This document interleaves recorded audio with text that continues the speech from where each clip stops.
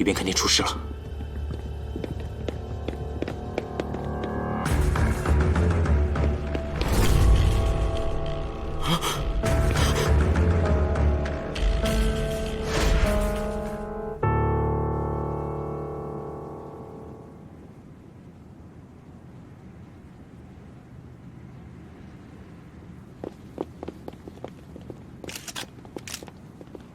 不许拍照，放下！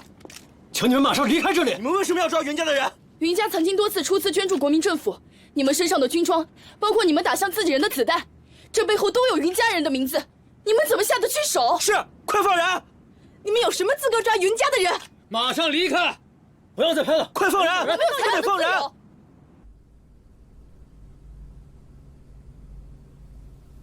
这就是你想要的吗？这是民意，也是真相。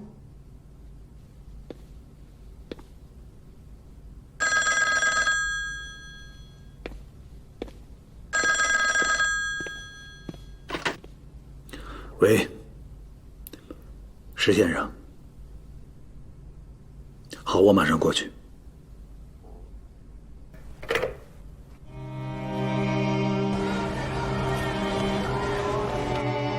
是，我明白。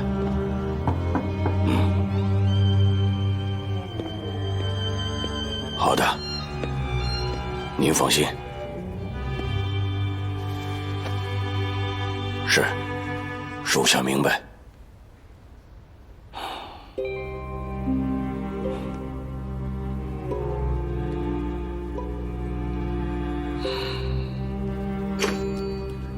石先生，您找我？这윤洪深和杨子明，怕是带不回重庆了。为什么？蒋夫人以前欠了云木之一个人情，上面有一个长官太太，她是云时宴的学生，而且呢，她在蒋夫人面前也是很能说得上话的。今天一大早，这个长官太太就跑到蒋夫人面前闹了起来，这话里话外的意思啊，非但这个人情没有还，反倒是有些过河拆桥了。唉，搞得这个蒋夫人呐，很没有面子，很不高兴。所以委座这儿就，其实这个事情说起来啊，关键就是当时为了顾及他云家的影响力，故而这局座就准备把这件事情悄悄地办了，等抓到实证之后再摊开了说。可是你说现在闹的骑虎难下。那局座的意思是，这两个人不能留了。可是眼下的情形，如果说硬来的话，大家都不太好看。说来说去，就是缺少实证。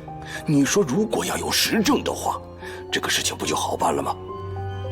委座还是很相信戴老板的，他老人家的意思，无论如何要搞到一些实证。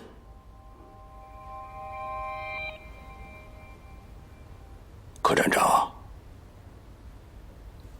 你好像要对我说什么？哦，您这次来长沙看见凌寒了吗？你这一说，反倒提醒我了。这个凌寒是要来见见我。你直说，凌寒怎么样？哎呀，这个凌寒啊，最近变化蛮大的，连我都有点捉摸不透的。而且我发现一件很奇怪的事情啊，昨天我不是去找了杨子明吗？杨子明这话里话外好像对凌寒很是感兴趣。据我了解，他们俩之前应该没有什么交集。而且杨子明刚回到长沙，他为什么突然一下子对凌寒起了这么大的兴趣？就好像凌寒对云木之突然感兴趣的那个状态是一样的。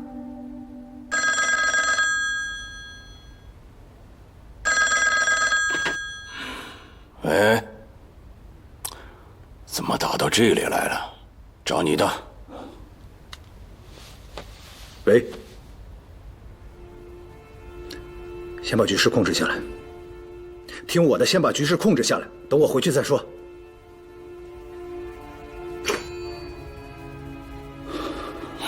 这又出什么事儿了？这个云红旗也跟着闹起来了。他现在叫人抬了一口棺材去站里接那个鲸羽的尸体，而且之前被云老太太救助的那些难民也听到这个消息，也跟着一块儿去。还瑜伽公道，让逝者安息；还瑜伽公道，让逝者安息；还瑜伽公道，让逝者安息；还瑜伽公道。站着，你们军统非得说云洪山卷进一桩不可公开的案子里面。什么是不可公开的案子？我们想不明白。我们也没有你们军统这种颠倒黑白的能力。鲸羽招谁惹谁了？他人已经死了，你们不去找凶手是谁，反而扣着他的尸体不放，太过分了吧？人死为大，为什么不能让他入土为安？关于凶手这件事呢，我们正在追查，还有我们没有扣着他的尸体不放，还是有一些程序要。什么程序？要走多久？你不回答我，这话没法让我安心啊！当初你们抓了驻记者，也没有说要他的命，但是他却死在你们军统。云大少说的对，你们这就是草菅人命。日本人都打到城外了，你们还在这里迫害无辜的人，实在太没天理了！这简直就是长沙之耻，是国家之耻！还瑜伽公道，让逝者安息；还瑜伽公道，让逝者安息；还瑜伽公道，让逝者安息。文彦明，林处长，你找我有什么事儿吗？你现在是把我当敌人了吗？就因为云洪生，他是个共产党，你知不知道沾上他有多危险？我实话跟你说了吧，不管外面闹成什么样子，他都没有活命的机会了。那又怎么样？就算他死了，你心里也要装着他。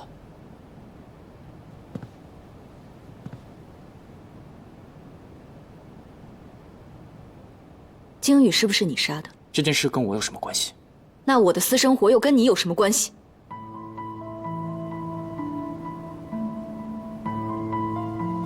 文彦明，我警告你，不要再掺和云洪生的事情，更不要试图激怒我，要不然我……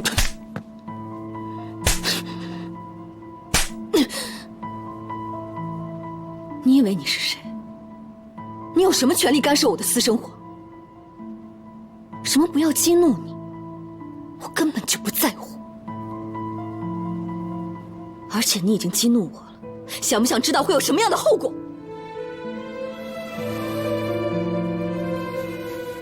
出去。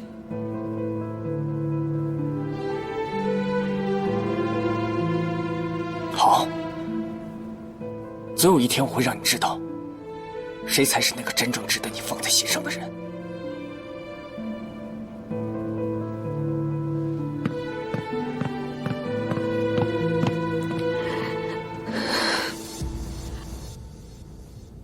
你当时如果听明白了张显成话里的意思，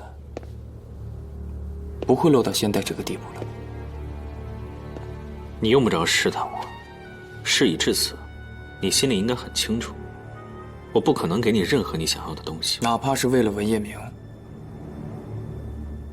如果我是你，就痛痛快快的承认了，免得连累到不该连累的人。文彦明为了保住你一条命，故意对外透露你的消息。现在记者、女中的学生，包括很多高官的太太，还有难民，全都堵在站门口闹事。这件事情如果追查下去，他肯定脱不了干系。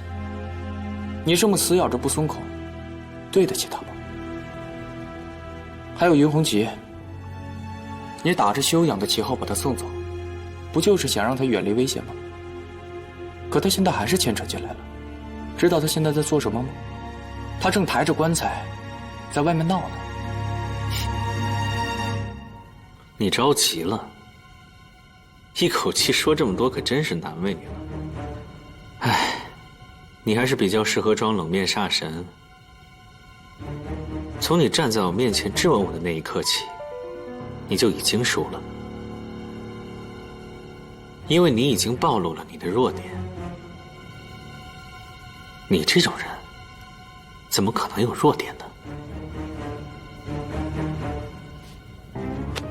我已经一无所有了，没有什么可失去的。可是你不一样，你要掩藏的秘密实在是太多了，还有那些无法宣之于口的欲望，都是你的弱点。如果你的对手知道了，那凌寒就不再是凌寒了。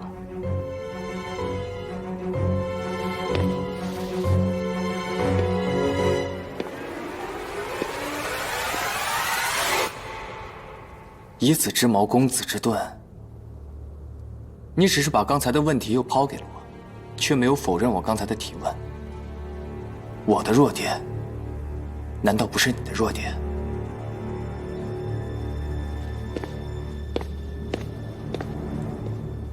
我或许会对文叶明网开一面，可是云红旗，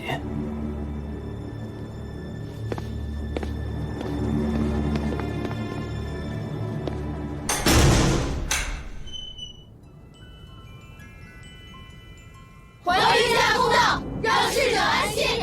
还于家公道，让逝者安息。柯站长，柯站长来了。柯站长，柯站长，你说一下吧，这事有什么隐情？柯站长，你说一下吧。柯站长，柯站长，你跟我们说一下吧。柯站长，你回答一下。柯站长，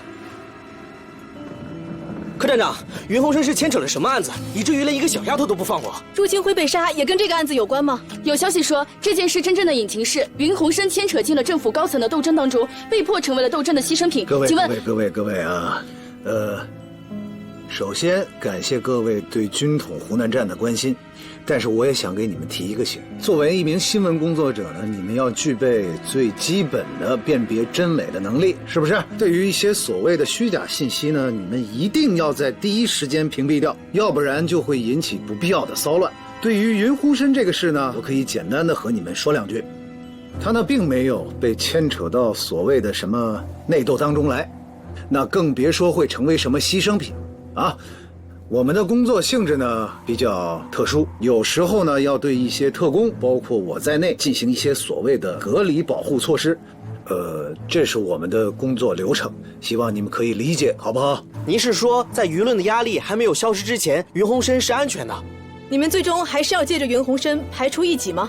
朱清辉被杀，是不是因为他窥探到了你们这些隐秘的勾当呢？请您回答一下吧。严重了，什么隐秘的勾当啊？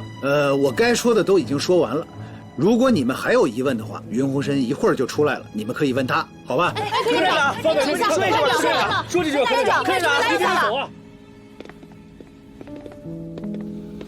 一会儿怎么说都明白吧？我明白。没什么要和我说的了吗？没有。密码本呢？很安全。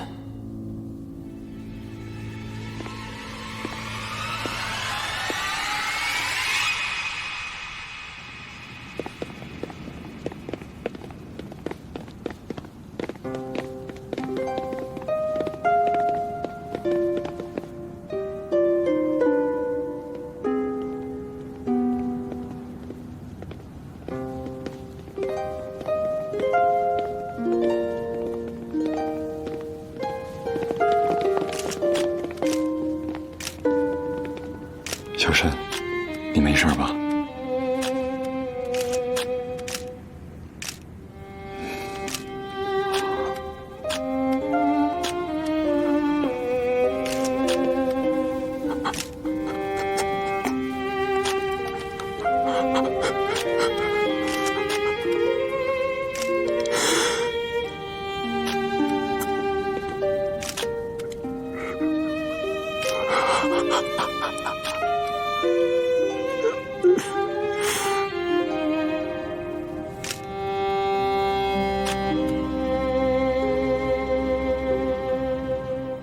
施先生最迟明天晚上离开长沙，在此期间，各位只有一个任务，就是找证据。那重点是找，还是必须证明他是啊？你觉着呢？施先生这次来长沙是奉了局座的命令，如果他两手空空的回去，谁脸上都不好看。各位，你们只有1天的时间，自己看着办吧。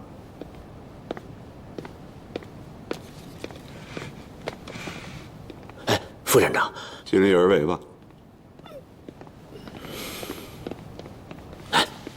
我怎么没听明白？你听明白了吗？这个事啊，我得想想，好好琢磨琢磨。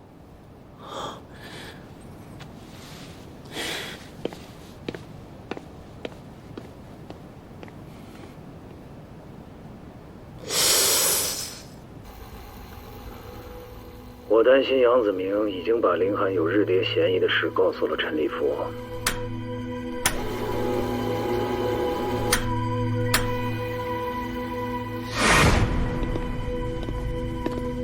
他肯定会揪着这个事情不放，到头来云鸿生和杨子明对我们来说就变成了烫手的山芋啊！是，如果要都给他们定罪的话，那姓陈的肯定反咬一口，说我们听信日谍的谗言，冤枉忠良，保不齐还扣上一个同谋的帽子。可是要撒手不管的话，又不踏实。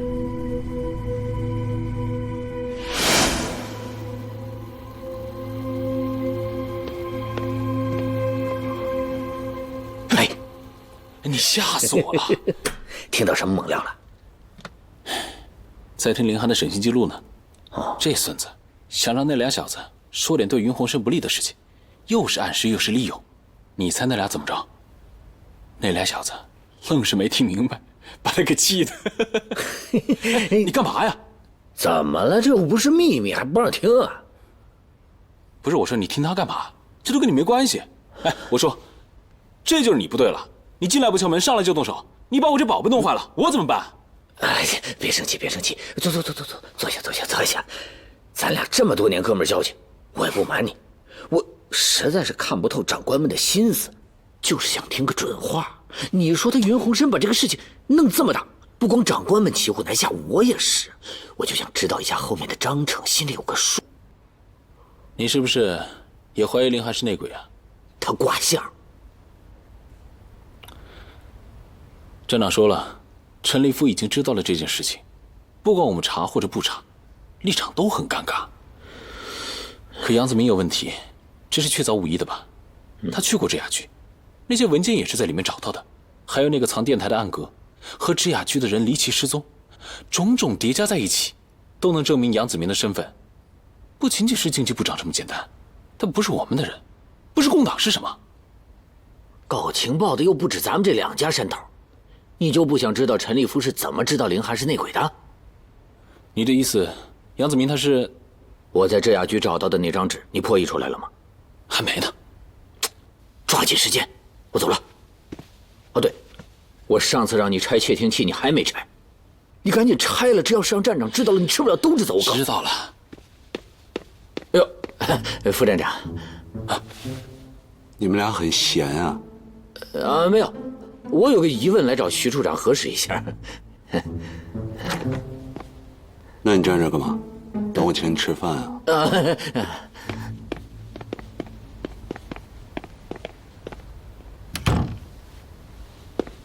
副站长，来，您坐。开始吧。哎，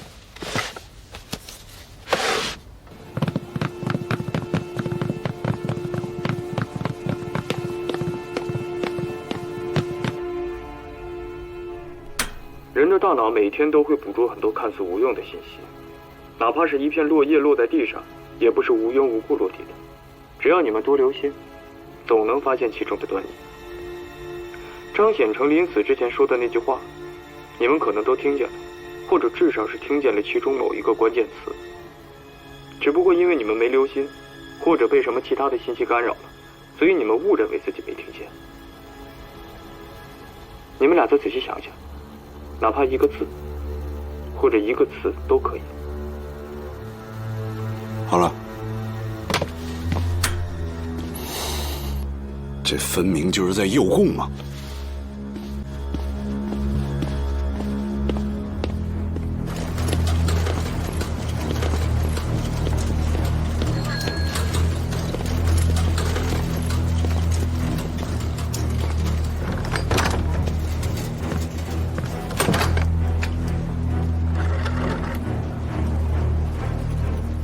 帮我接一下王公馆。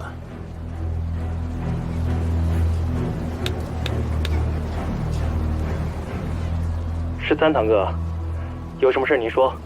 你帮我查一个人。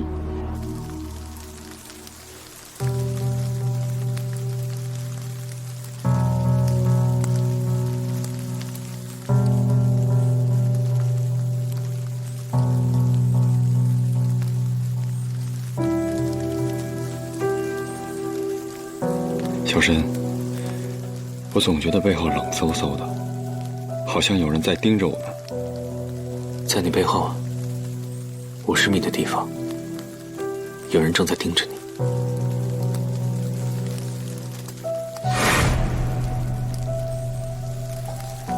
现在我们的头部、胸部、手脚都被不同的人瞄准着。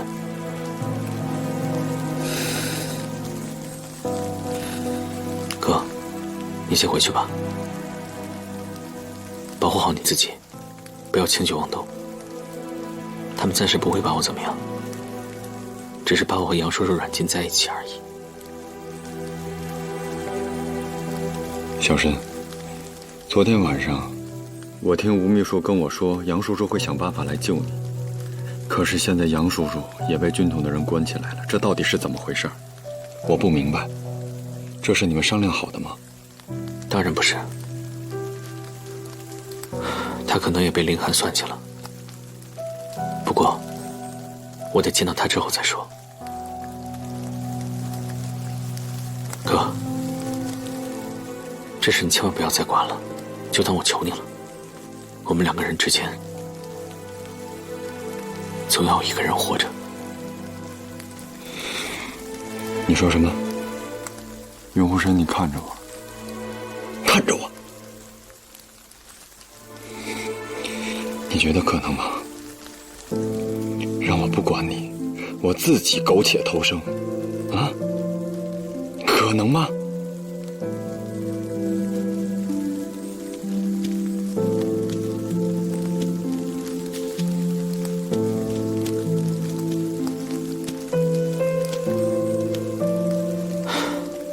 把这个交给他，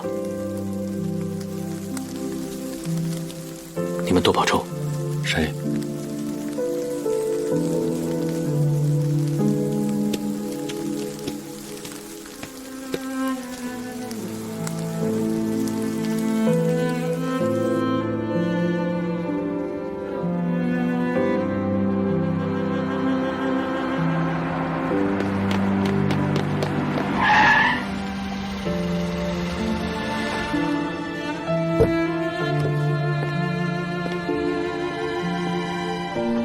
文长官，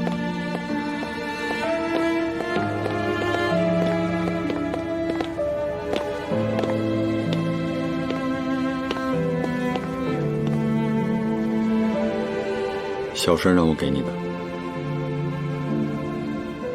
你是不是在查林寒？你别紧张，没人跟我说，是我自己猜的。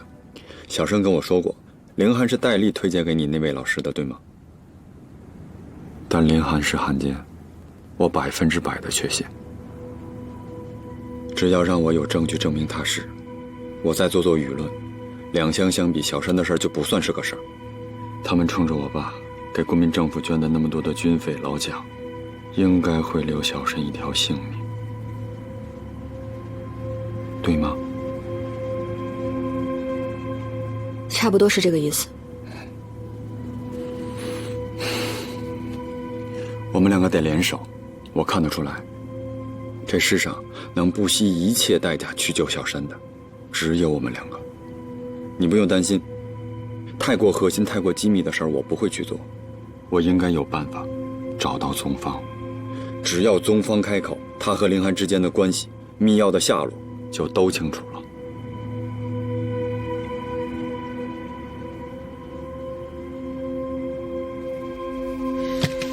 你说这2个人还挺会藏的，军统没有说要公开抓他们，这一直找，现在怎么着也找不着。他们不会是跑了吧？不会，他们的任务还没完成，一定不会离开的。大少爷您放心，钻犄角旮旯捉迷藏的事儿，那是我老本行啊，咱这名号不就这么来的吗？我还就不信了，就这么2只被猫撵的到处跑的耗子，还能打出什么连我都找不着的老鼠洞？我们不能轻敌，他们不是一般的人。军统那套他们很清楚，老鼠，你那套他们肯定也很清楚。白庆奎临死之前和宗方走得很近呢。少爷，您是不是想到了什么？狡兔都有3窟，那么像白庆奎这样的老狐狸，他的老窝肯定也不只是3个呀。那宗方能收买白庆奎的心腹六子，那白庆奎有很多的秘密，想必这个宗方也是会知道的。那么白庆奎的老窝，宗方也很有可能清楚。也就是说，这个宗方很可能就藏在白庆奎的住处。这个可能性很大。小黄，你去帮我查一下白庆奎的账，尤其是呆账和坏账。他要是买卖房屋的话，一定会花钱。那么只要花钱，就会有来往的票据和流水。白庆奎不想让别人知道，一定会在账目上做手脚的。行，我回去就查。老鼠，你去把你那帮兄弟都发动起来，看看哪里有空房子，哪些空房子定期会有人进去打扫，这不难吧？重点是哪个空房子突然之间就有人入住，而且一旦进入就不随便出来的那种。这事儿不难，就是得多花点时间。回去我让那帮兄弟们手脚都利索点，尽快给您回信儿。好。他们不随便出门，那吃饭就会成为问题。他们不缺钱，一定会和酒楼长期包伙，让伙计送饭上门。走路的话会耽误时间，很有可能坐黄包车。明白了，我回去就跟兄弟们通个气，让他们多注意些。兄弟们，拜托了。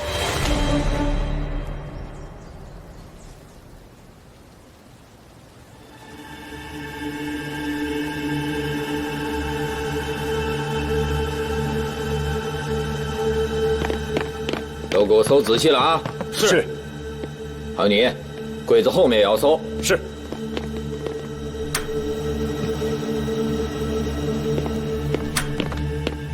怎么样了？已经就绪。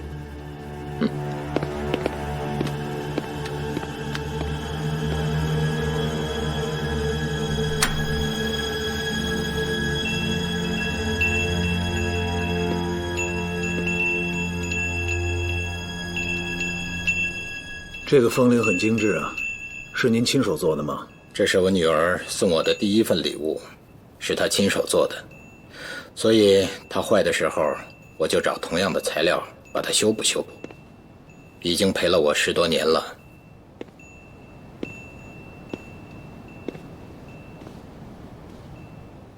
据我所知，您有2位公子在国外留学，但是从来没有听您说过还有1位千金啊。我女儿10岁那年得了重病去世了。抱歉啊。没关系。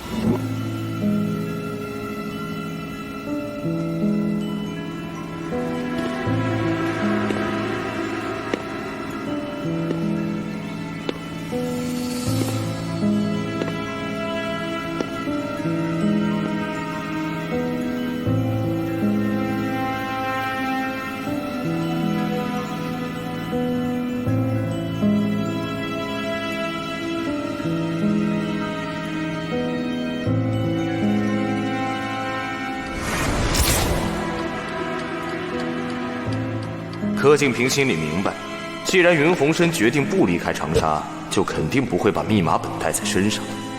他会把它藏在哪里，又会留给谁呢？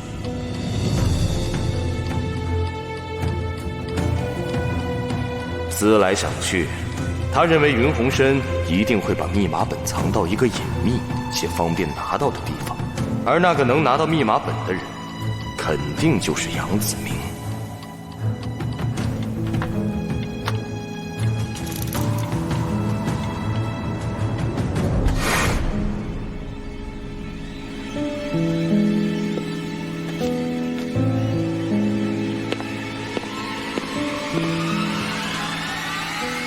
密码本在你手里。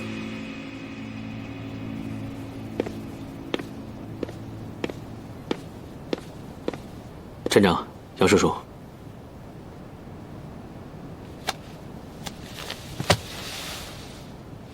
咱们两个有10年没有下过棋了吧？来，陪我杀2盘。好。来，过来坐。我记得小的时候，你刚学棋那阵儿，还给我下过战书，说一定要战胜我，还记得吗？当然记得。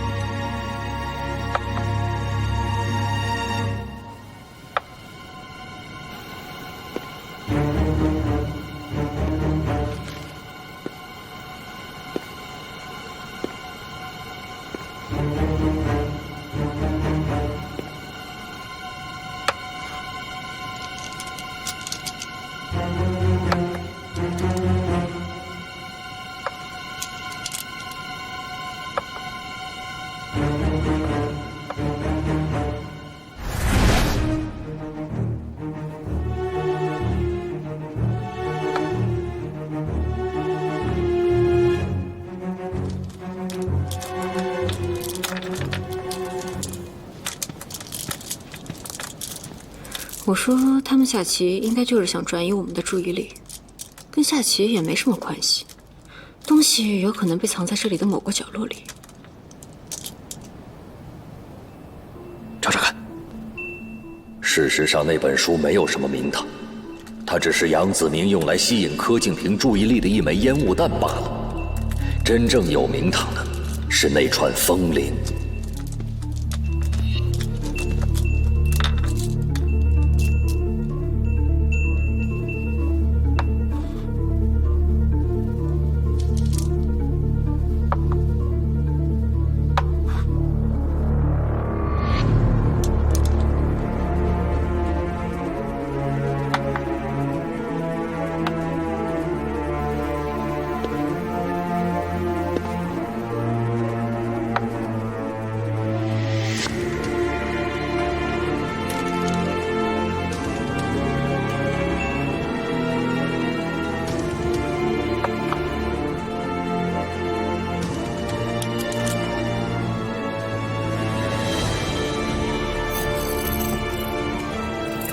我已安排好一切，助你脱身，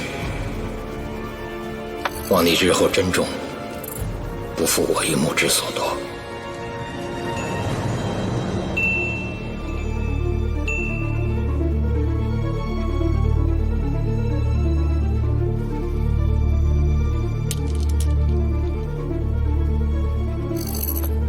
那您呢？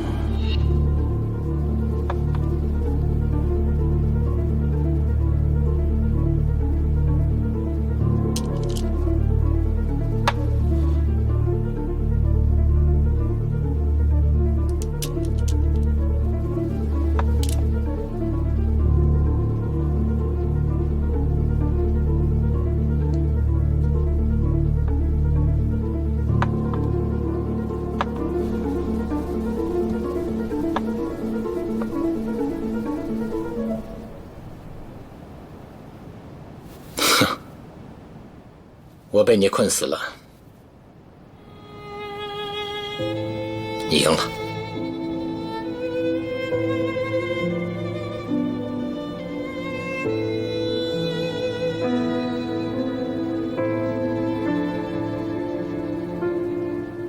我昨天晚上没有睡好，我先去休息一下，等会儿我再陪您下。姚叔叔，去吧。哎，组长，组长。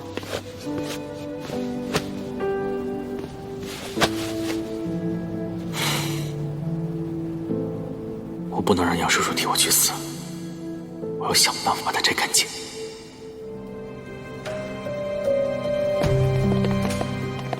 米兰好几天没来上班了，我给他家里打过电话，也没人接，他是不是出事了？你们医院还有其他从仁爱医院过来的医生和护士吗？有，不过都在不同的科室，很多我也不太清楚。我虽然在仁爱医院待了很多年了，可每个科室都有很多个护士，我不可能个个都认识，尤其是最年轻的那一批。从前在仁爱医院管人事的那些人，你还能联系到他们吗？有一个，大火的时候他被烧得不轻，到现在都还没养好。啊，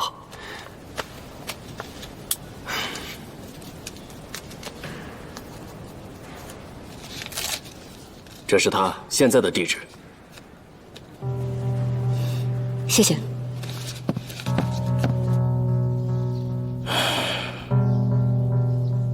去仁爱医院的最后一批护士，我倒是全都记得。可是我的眼睛被大火烧坏了，什么也看不见了。那批护士的人事档案你有吗？全都烧没了。那您和那批护士还有联系吗？没有联系了。我现在这副样子也不愿意见人。哦，对了，不过我跟护院的童老师倒是常来往。现在我们两个呀，算是难兄难弟。他烧的也不轻呢。那位童老师的地址，您可以给我吗？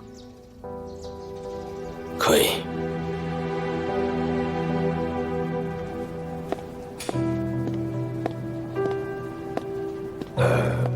我没教过米兰，对她不是很了解。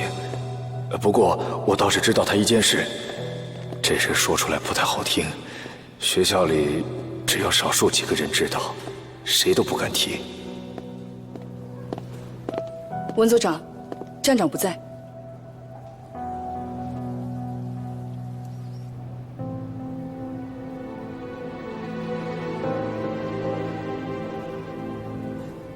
组长，你醒了。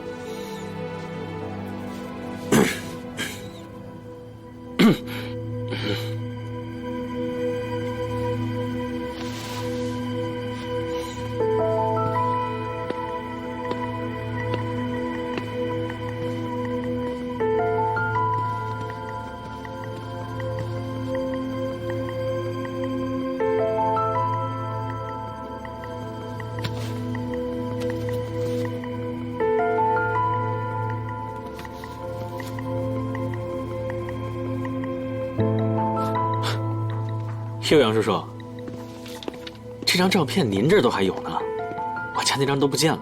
哪张啊？你看，这张，我们换牙的时候照的。时间过得真快啊，一转眼，你们都长大了。可不是嘛。杨叔叔，这是哪儿啊？我看这附近的房子，不像咱们中式的建筑风格啊。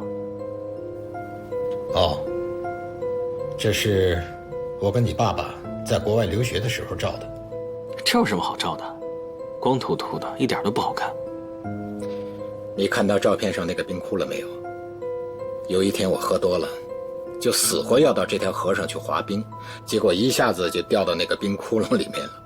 要不是你爸爸舍了命把我给救了，我就死在这儿了。所以这张照片对我意义非凡。是吗？我爸爸还救过您的命呢。怎么你不知道吗？不知道，没有人跟我说过。你爸爸他做事一向低调，而且施恩不图报，他是一个真正的君子。这倒是，我爸一直都是我的榜样。我很希望成为一个像他这样的人。也许你爸爸不想让你成为第二个他，做好你自己吧。可是这也并不冲突啊。怪不得您对我一直这么好呢。都快赶上您的亲生儿子了。感情，你是一直记着我爸当初救过你的命。这是两码事。你爸爸对我的2个儿子也很好啊，有些事情很敏感，不宜过度解读。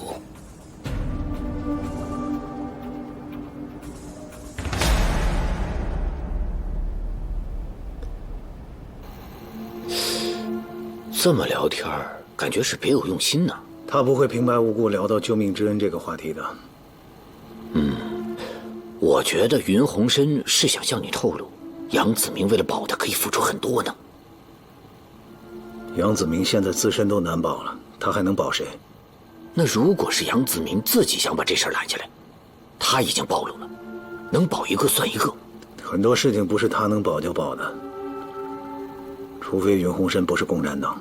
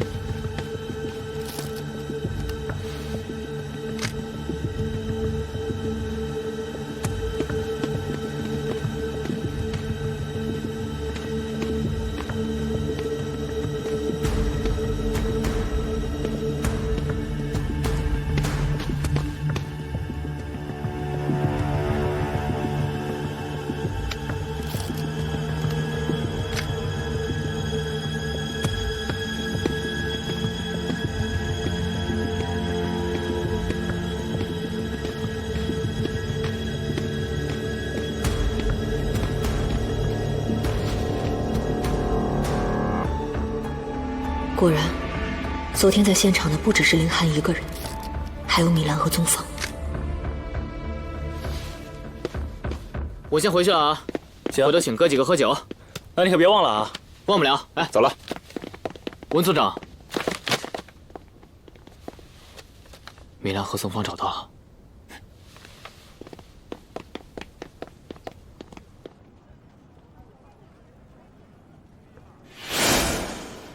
哎，大少爷，大少爷，就是这儿，有人在德丰轩酒楼订了10天的饭，要求每天来送2次，但是送饭的伙计并没有见过里面的人，他每次来都是敲2下门，然后把食盒放下立马就走，这都是订饭的人事先要求的。这房子是白幸奎的保镖六子出面买的，中间还转手了好几道，买了以后就一直空着，也没什么人住。前段时间白幸奎住了进去，听说他好像就是死在这儿了。这几天又有人住进去了，我兄弟也不知道他们什么来路，不敢靠得太近，没见到脸。对不住大少爷，事没给您办好。没事，你们能追到这儿，还没被他们发现，就已经很了不起了。回去以后啊，跟兄弟们说一下，嘴上把点紧，别惹祸伤身。明白。哎，大少爷，要不我俩留下来给您搭把手？里面这2个人啊，极其的危险，你们2个人帮不上忙，万一把你们当成人质了，我还得救你们俩。好了，狼叔，刚子，还不相信我的身手啊？走吧，小心。那我们走了。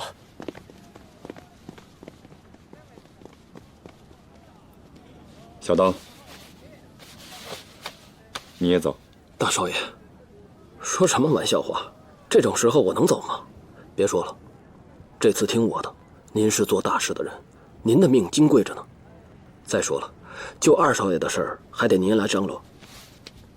我去堵后门，您去敲门，匕首拿着防身。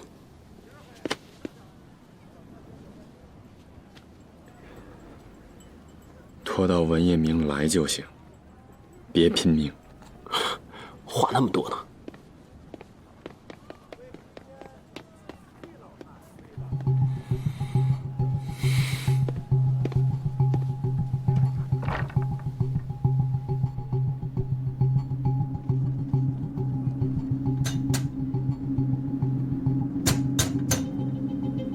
谁呀？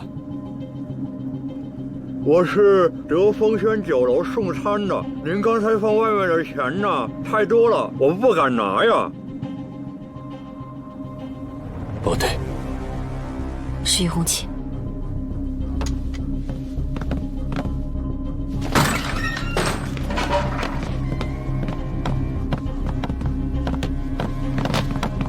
米兰。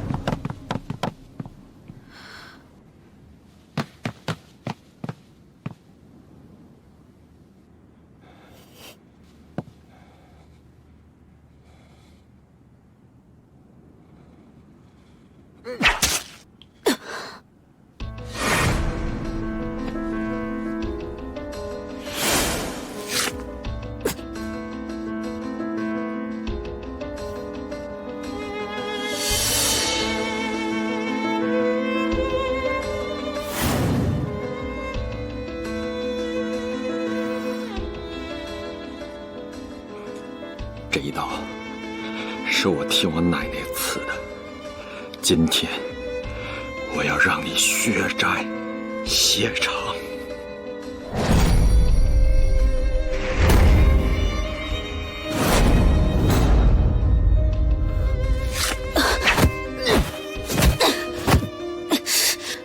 刚才那一刀是我欠你的，从今以后不会再给你这样的机会了。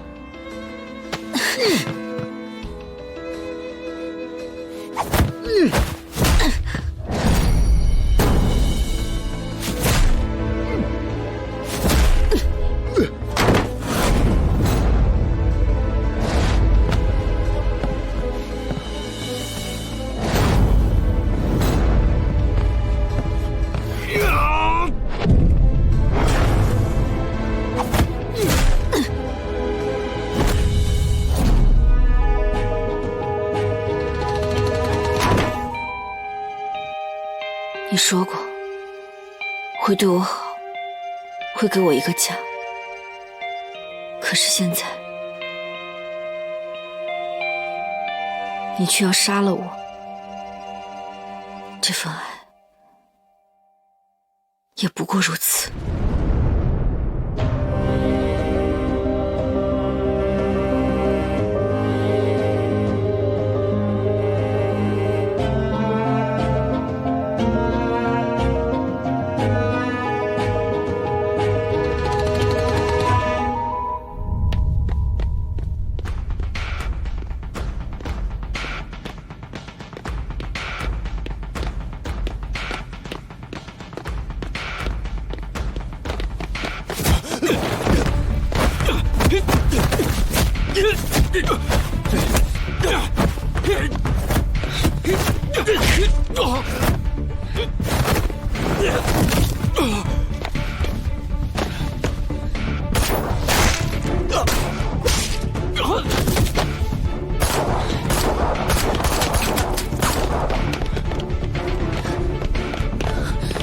你怎么样？我没事。云红旗被人打晕了，你快去救他，我去追宗方。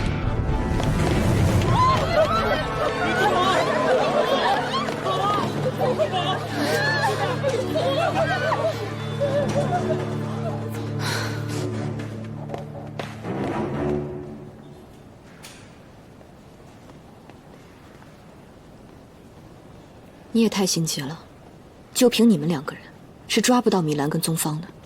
你至少应该等我到了再动手。温长官，是我大意了。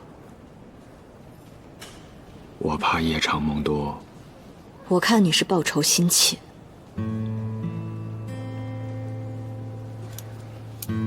你原本的计划应该是活捉宗方，杀了米兰，对吗？ 我以为我可以控制住，我以为我可以做到所谓的顾全大局，见到他我不杀他，但是我看见他之后，我一就想到我奶奶，我就控制不住我自己，我真的好想亲手杀了他，我控制不住我自己，你知道吗？就凭你的那点功夫，跟特工接受的训练相比不堪一击，你不是米兰的对手。那又怎么样呢？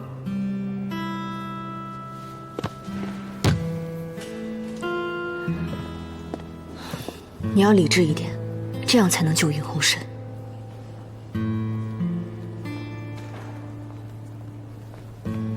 小申现在怎么样？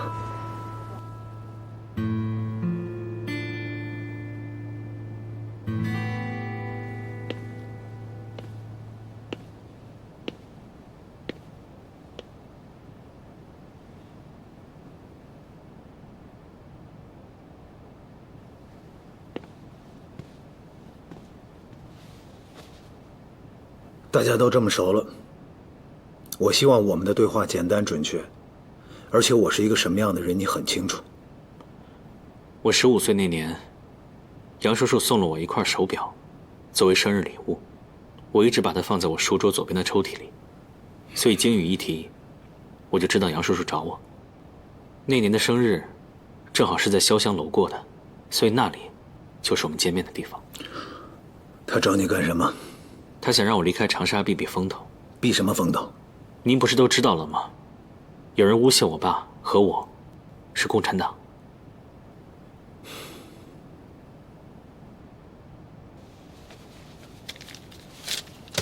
这个你怎么解释？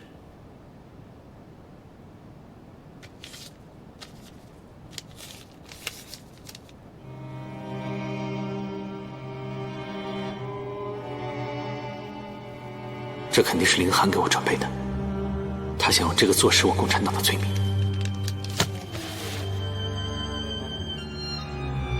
京宇是不是死在了这张简报的地方？你想说什么？林寒，又是你！你等着，我非杀了你不可！我现在不想听这个，我只想知道你父亲效忠的是什么组织。我觉得您更应该去问问林寒，他真正效忠的组织是什么。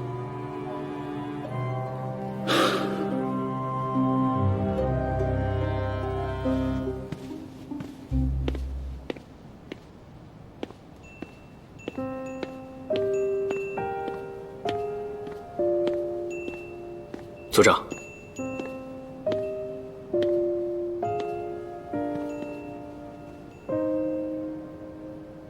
杨叔叔，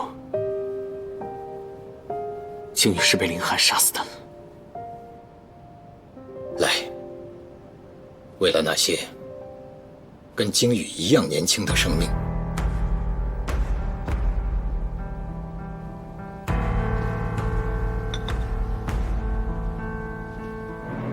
为他们的勇敢和善良。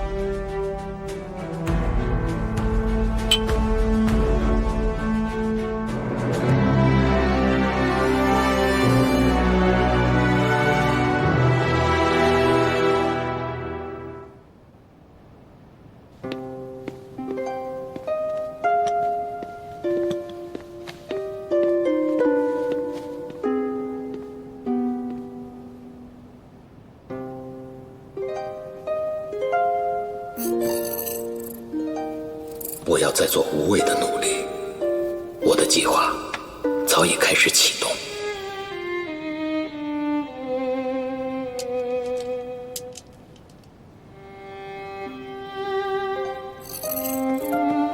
错是我犯的，应该由我来承担后果。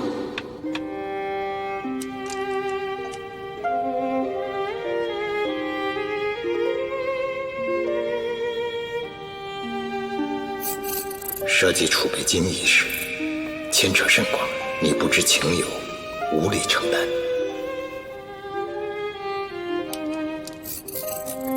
我们再想想别的办法。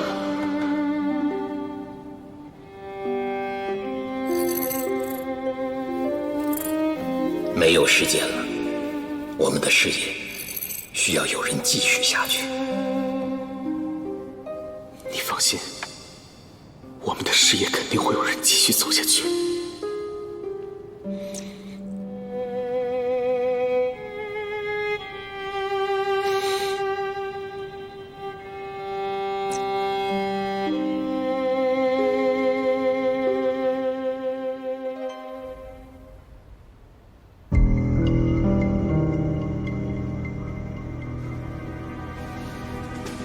哎呀，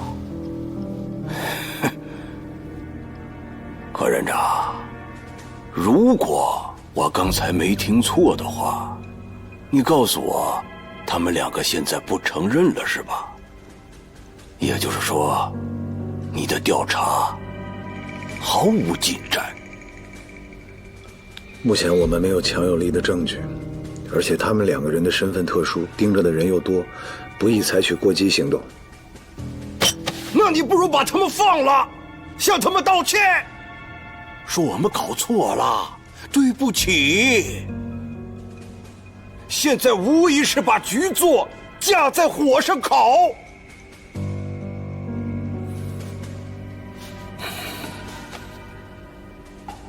柯景平，我告诉你，你现在无论如何要找出一个能糊弄过去的说法。是。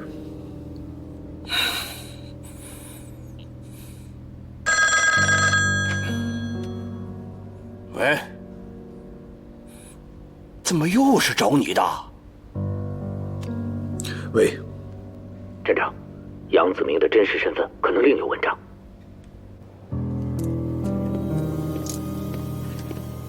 龚处长，杨部长，我们站长请您去一下。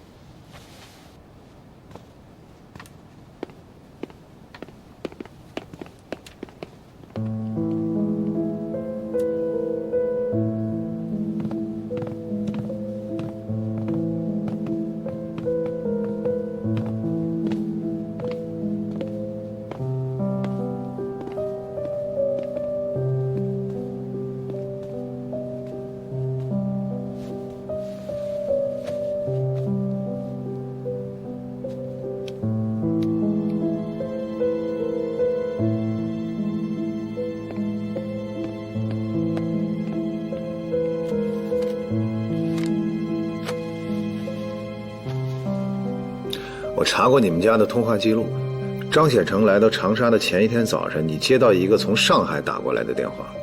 我想知道打电话的人是谁，你们的谈话内容是什么？我离开上海的时候比较匆忙，所以我上海的房子没来得及处理，我就委托了房屋中介，让他们把我的房子卖掉。那个电话是房屋中介打来的，说的是房子的事儿。一大早上5点钟打电话说房子的事儿，这么不懂事儿的中介怎么可能会入了你杨部长的法眼呢？调令是突然下来的，仓促间我也没有足够的时间去挑选一些妥帖的中介。您说巧不巧啊？就在您接电话的这天早上，76号抓获了一个中共从苏北潜入到上海执行秘密任务的联络员，而且双方交了火，联络员当场被打死。但是啊，去接应他的这个交通员活下来了，而且还叛变了。据这个人交代啊，他这次到上海是为了接收一批黄金。哟，这共产党有这么厉害啊？在日本人的眼皮子底下，还有军统跟中统盯着，他们居然也能筹到黄金。是啊，你说在这么艰难的时候，他们可以偷天换日，瞒过日本人，做这样的事儿的人肯定是个能人。好比像您的朋友云木之。柯站长，你说这话就把我弄糊涂了。谁偷天换日？哎，怎么这事儿又扯到木之身上了呢？嗯？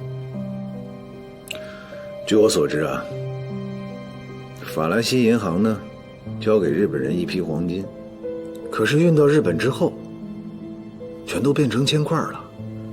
是吗？哎呦，那这件事情听着可挺解气的啊！咱们中国人自己的东西，凭什么让他们日本人拿走啊？你说的没错，但是换句话来说，那把黄金偷天换日这事儿，杨部长是赞成的。柯站长，这就是你的不对了，你这叫偷换概念呢。这个问题我怎么回答都是错的，是吧？我想问问，如果这个问题放在你柯站长身上，你怎么回答呢？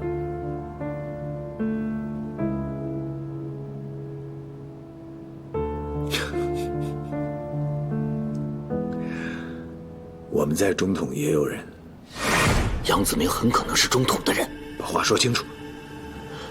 我有个小弟，在中统是我的眼线，他特别聪明，我让他从旁打听，他告诉我，杨子明很可能就是中统的人。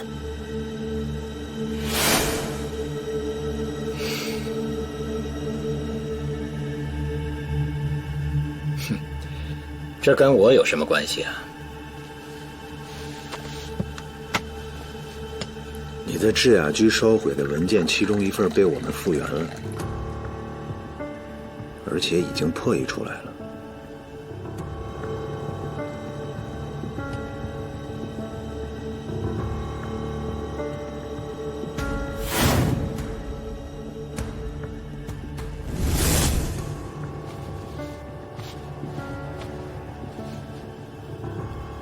智雅居的人呢？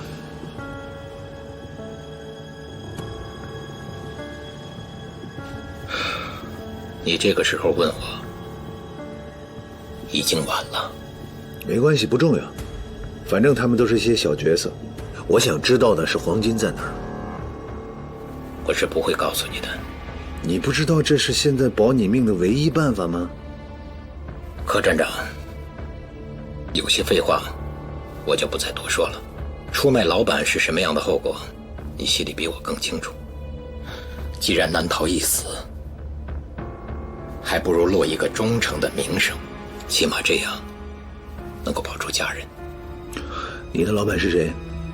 陈立夫、许恩增？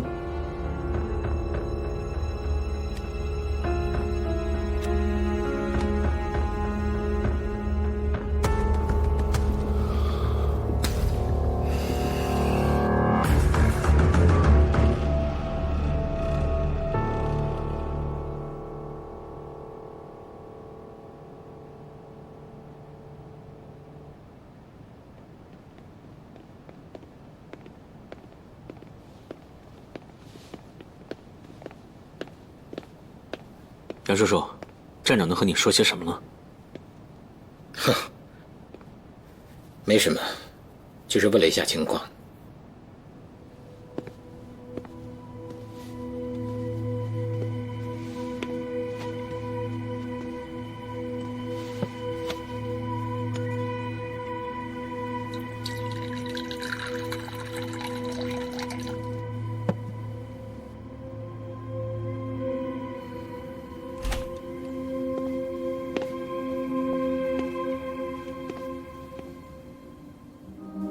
哦，对了，你是不是很久都没有听到过我吹口琴了？今天我就给你吹一次。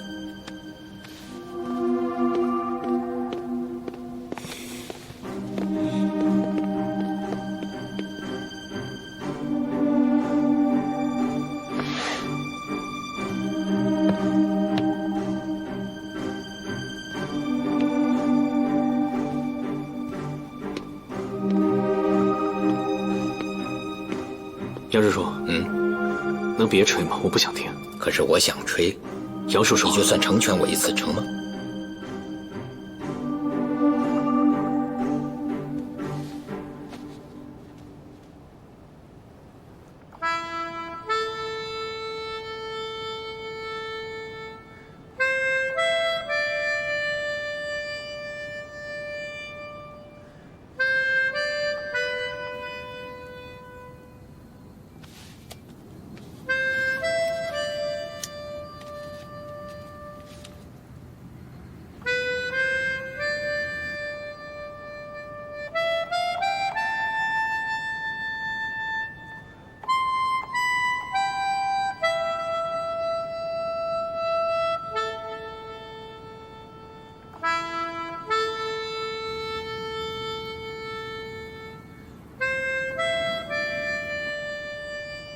这局最有问题，你在传递情报。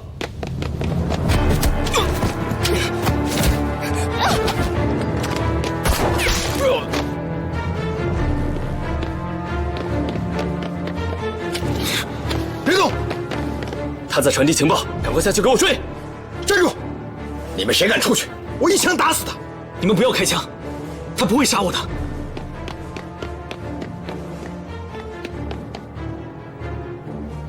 你们要不信，大可以试试。杨叔叔，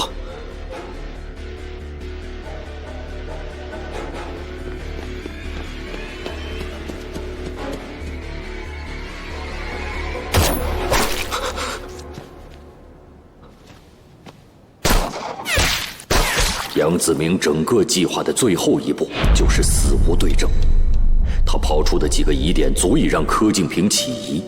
可是却又没有办法调查清楚，因为无论是柯敬平还是戴笠，都不可能找陈立夫对质。他以中统的身份死去，袁洪深和那批黄金就安全了。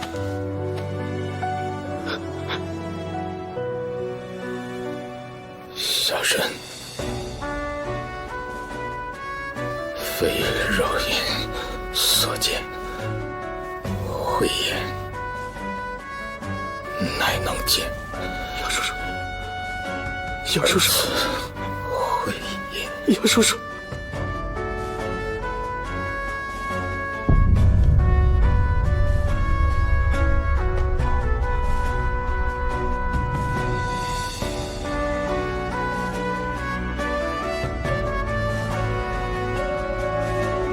杨叔叔，杨叔叔，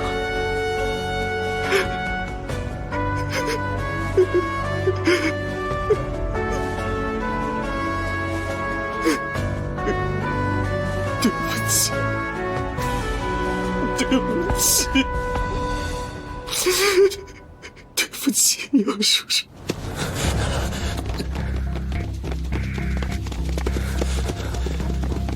抓活着！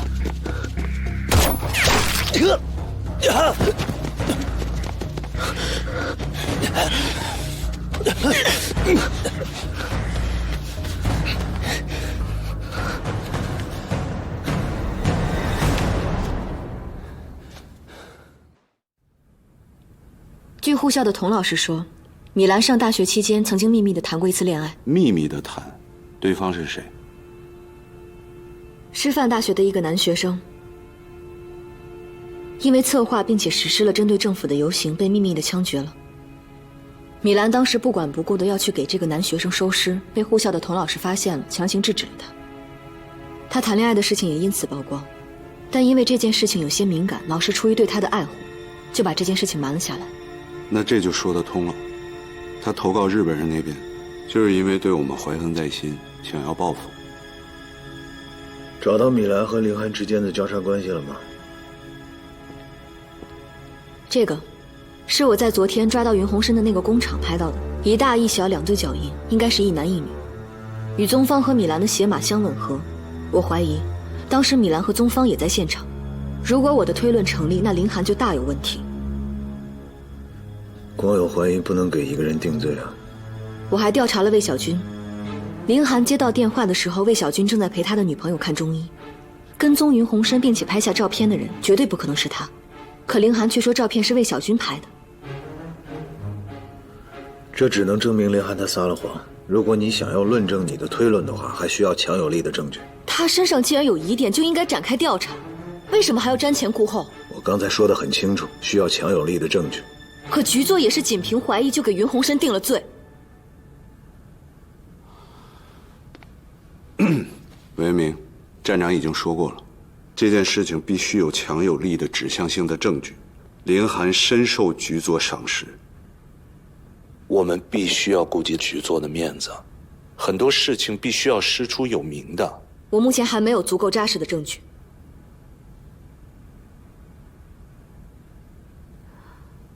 不过今天下午，我差一点就抓到米兰和宗方了。如果抓到他们，很多事情就明朗了。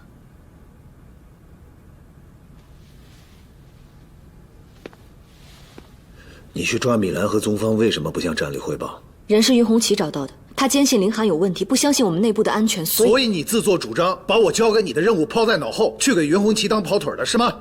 啊！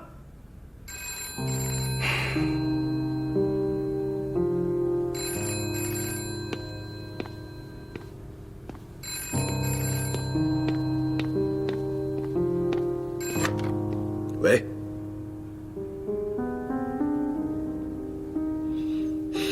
把他们带回来。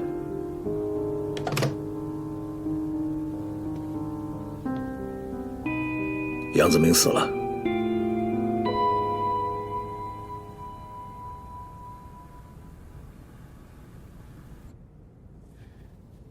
别扛了，都招了吧。这电码本什么意思？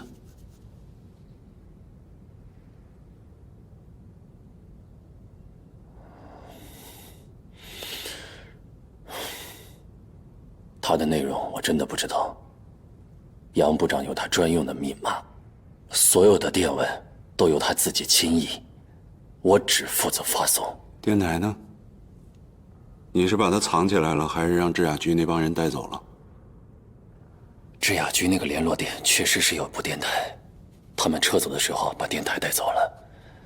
还有，那部电台并不负责杨部长向上面的联络，即便有人以杨部长的名义使用了那部电台，上面也不会给予回复的。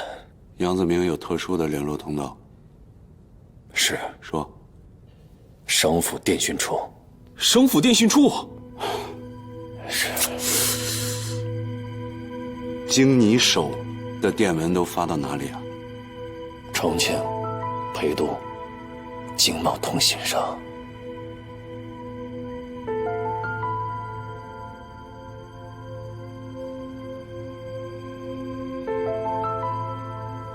他们在杨子明家附近安排了人，您在的时候，他们不敢轻举妄动，怕您识穿他们的诡计。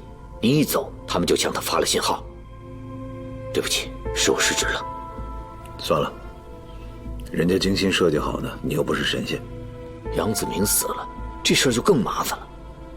他身上有共党嫌疑，这事儿提都不能提。这要是被陈立夫知道了，还不得说我们血口喷人，把人害死了，还牵扯到黄金的事。这要是说出去，真是太难听了。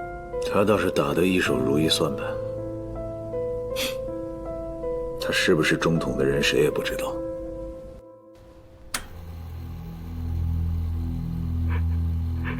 非饶眼所见，慧眼乃能见。杨叔叔，儿子慧眼。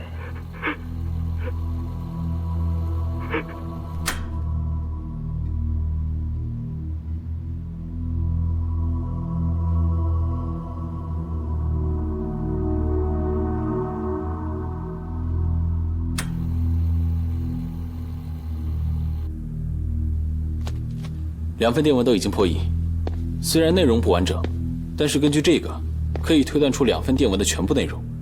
从制雅局发出的应该是致谢，已派员抵沪，望全力配合。吴秘书拿走的相对来说比较完整，电文的最后一个字应该是救。那这么说，杨子明还真是中统的人。站长，杨子明这个老狐狸把我们全耍了。他明明知道我们怀疑他跟云鸿深是共党，却由着这个误会误导我们继续往错误的方向走。他这是在拖延时间啊，时间拖得越久，他的包裹就越安全。那如果是这样的话，云鸿深是共党的嫌疑可能性就越来越小了。且不说杨子明吹口琴递情报，其实这整件事情上，从根本上就有好多不合理的。你什么意思？来，这是林寒审讯的录音，您应该听一听。张显成临死之前说的那句话，你们可能都听见了，或者至少是听见了其中某一个关键词。只不过因为你们没留心，或者被什么其他的信息干扰了，所以你们误认为自己没听见。你们俩再仔细想想，哪怕一个字，或者一个词都可以。刘处长，我当时离得有点远，而且张显成说话的声音实在是太小了，我没听见。我也是，当时的声音确实有点小。那云鸿深听完张显成的话以后，什么表情？有点莫名其妙吧？是，我看他愣了一下。站长，您也听到了，林寒一直在诱供，但是这2个特工好像不太明白他说的是什么意思。他们反馈的信息也都是真实的。很显然，云鸿深不知道张显成到底说的是什么。如果知道的话，那事情的发展就应该是云鸿深主动向杨子明汇报，而不是反过来杨子明拐弯抹角的去找他。我觉得有件事情我还不明白，为什么张显成在死之前要把那么重要的事情告诉云鸿深？难道不能证明云鸿深也有问题吗？这件事只能证明云鸿深和中统有关系，和共党半毛钱关系都没有。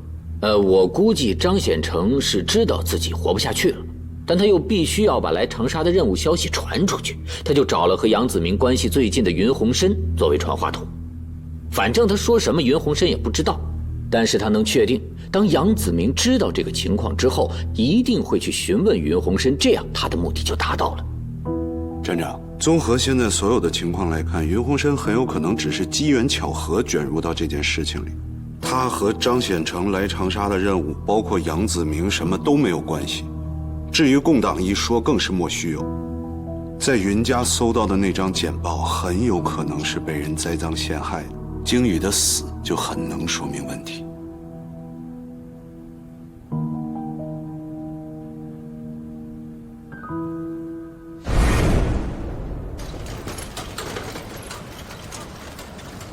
少爷，您吃啊。少爷，您放心，人我们还接着帮您找。不过我担心，这次惊了他们就不会往白庆奎的那个地方藏了。所以说，哥几个得多费点心。只要他们俩没飞天遁地，咱肯定能找得着。这终归不还是咱长沙的地界吗？大少爷，您说，他们这回能往哪儿钻？我是一点头绪都没有啊。咱往远了地方找。他们现在算是四面受敌，不光是咱们在找他们，军统的人也在找他们。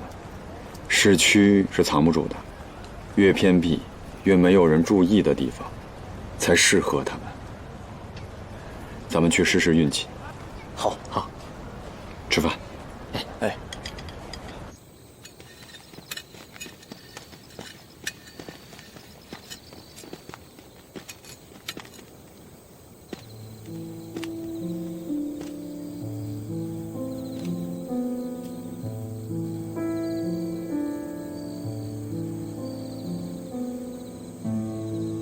他是一个了不起的特工，作为对手，我很敬佩他。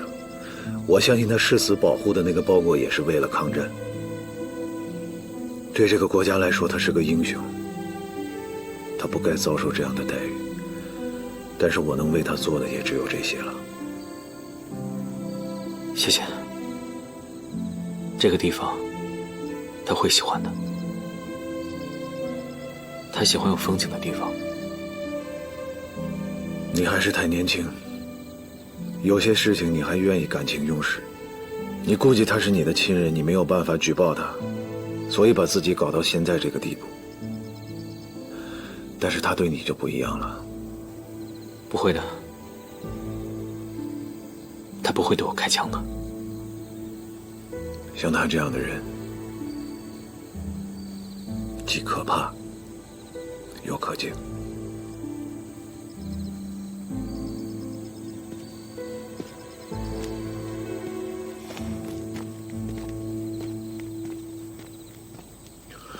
跟我说一下吧，你是怎么把凌寒约出来的？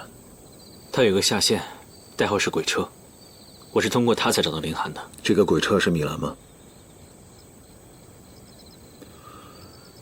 叶明对你真的是煞费苦心，他查出来米兰投靠日本人的真正原因，但是他没有查出来米兰和凌寒之间交叉关系的证据，所以我对你和凌寒的怀疑是一样的。你怎么能够证明你说的就是真的？我一定会证明给你看的。凌寒，我是绝对不会放过他的。如果你没有证据，推测只能是推测。凌寒也算是为党国立下汗马功劳的人，像这样的一个人，如果你没有确凿的证据，那你只能是引火上身。干我们这行，怎么能事事都讲求证据呢？很多时候，都只能靠推断。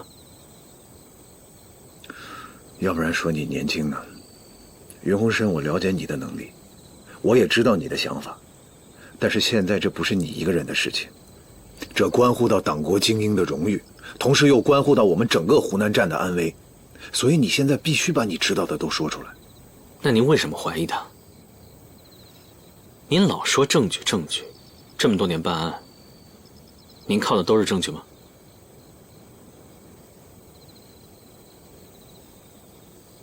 我很欣赏你，但是我想告诉你，像我们这样的人身在局中的时候，有些时候问题我们看的就没有那么的透彻。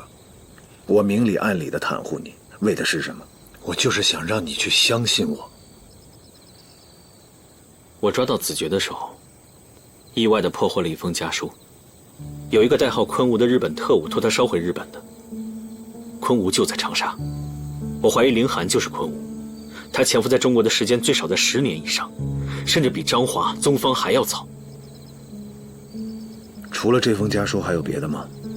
没了。通过这封家书能够证明凌寒就是这个昆吾吗？不能。不过我近期对凌寒做了很多的调查，我发现他身上有很多的疑点。凌寒是一个行事非常缜密的人，我只是暂时没有证据证明凌寒就是昆吾，不过我坚信凌寒一定就是。站长，我建议马上抓捕凌寒。不行。为什么？凌寒是戴局长亲自推荐的，而且很看重他。就因为这个，就放任一个潜伏的这么深的日本间谍继续插在我们的心脏上？他潜伏的越久，知道的机密就越多，这样带来的后果就会越来越严重。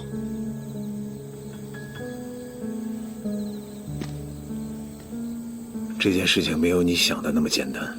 如果凌寒是这个昆吾的话，戴局长一定会受到牵连，到时候我们整个军统都会变天。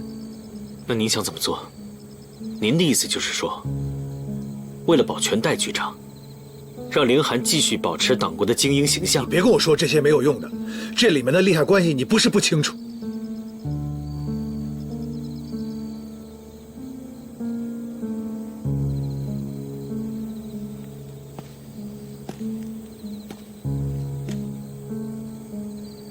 你可以去调查，但是动作不能太大。我会在最短的时间内找到一个两全的方法。如果凌寒是这个昆吾的话，我一定不会放过他。